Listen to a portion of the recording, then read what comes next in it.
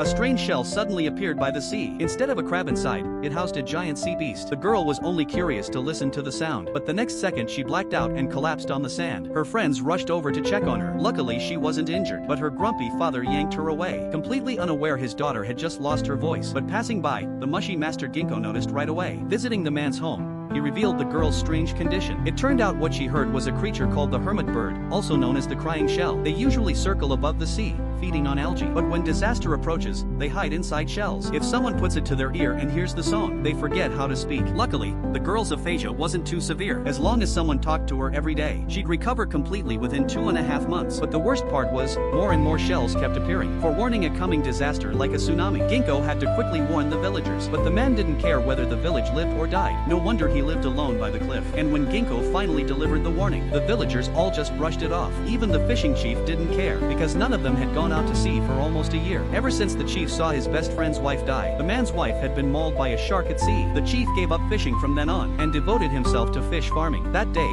blood stained the sea. One husband collapsed into despair, and the chief couldn't face his friend anymore. He had tried many times to apologize, but the man refused every time. Since then, he lived on the cliff alone, keeping his child away from the villagers. That day, he taught his daughter survival skills by the sea as always, but the villagers only felt pity watching her. At her age, she should be in school, yet she was already learning to survive by the sea. That day, the girl found a huge round pearl, a treasure valuable enough to support a family for life. For once, her father felt relieved. With this pearl, even if he died one day, his daughter would never be homeless. His strict survival training for her was all to prepare for whatever the future might bring. Suddenly, the fishing chief came again. He had always lived in guilt over her death, but with a tsunami on the way, he begged them to evacuate to the mountaintop, even if not for himself, at least for the child's sake. The next night, all the villagers took shelter on the mountain. Even the man went with them, but the tsunami never came. Instead, a sudden red tide poisoned all their fish stock. The fishing chief was devastated. He once killed at sea, and now his new method might doom the whole village this winter. The next day, everyone was cleaning dead fish and shrimp, but the chief dragged out a small boat, ready to fish again. Yet Ginkgo knew the crying shells were still there, meaning the danger was far from over. Even the man,